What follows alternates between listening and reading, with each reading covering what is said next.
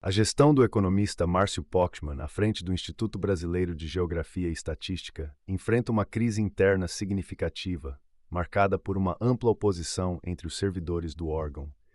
Recentemente, mais de 600 funcionários, incluindo quase 300 ocupantes de cargos de chefia, assinaram uma carta aberta solicitando a saída de Pochmann. As acusações contra o presidente incluem autoritarismo e a ameaça à missão institucional do IBGE.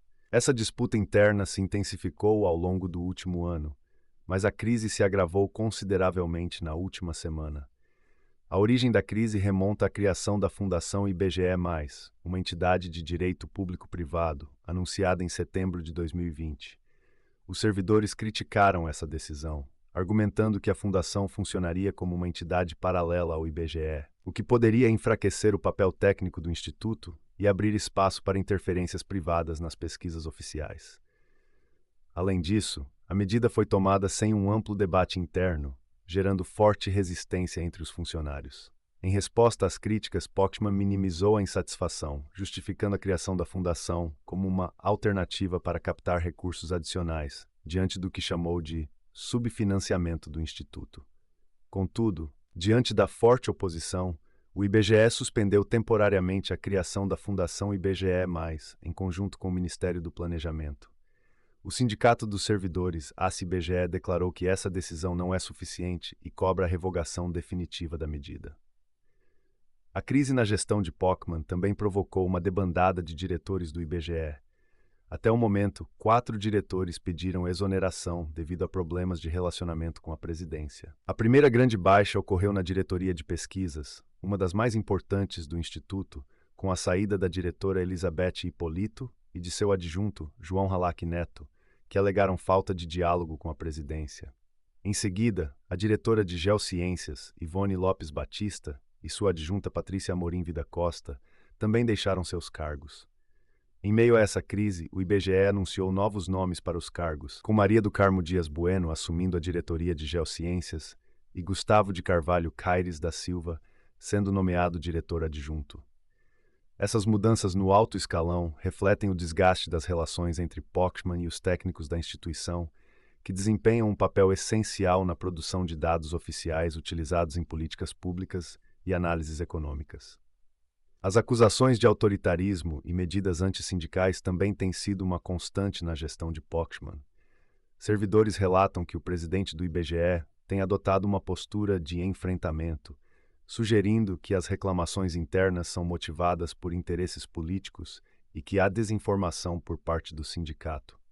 Além disso, decisões como o fim do home office e a transferência da sede do IBGE no Rio de Janeiro para outro prédio, sem consulta prévia aos servidores, aprofundaram o desgaste. O ACIBGE denunciou medidas antissindicais, incluindo tentativas de criminalizar greves e pedidos para que o sindicato retire a sigla IBGE de seu nome.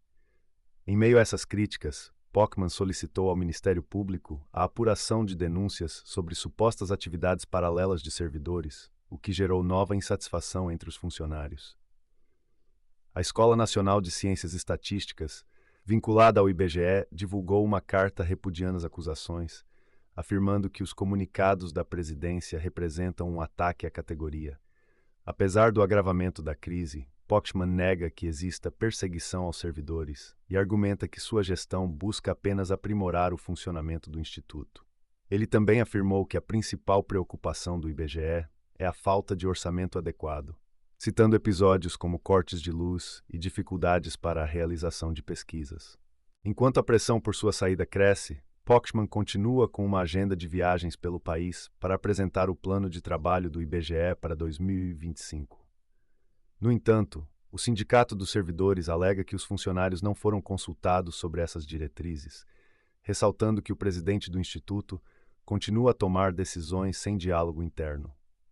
A crise no IBGE continua sem uma solução à vista, e o governo enfrenta um dilema: manter um aliado político à frente da instituição ou intervir para tentar restaurar a credibilidade do órgão.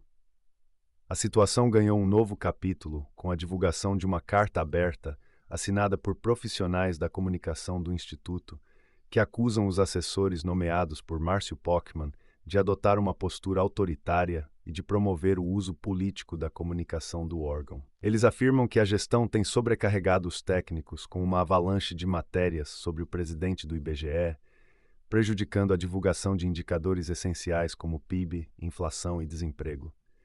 Além disso, criticam as turnês oportunistas de Pockmann pelo país, alegando que servem para agendas paralelas e geram gastos excessivos com passagens e diárias. Os comunicadores também questionam a nomeação de profissionais cuja única função seria promover a gestão do presidente, além de apontarem que a divulgação do plano de trabalho para 2025 excluiu a sede do IBGE, no Rio de Janeiro, onde está concentrada a maior parte dos servidores.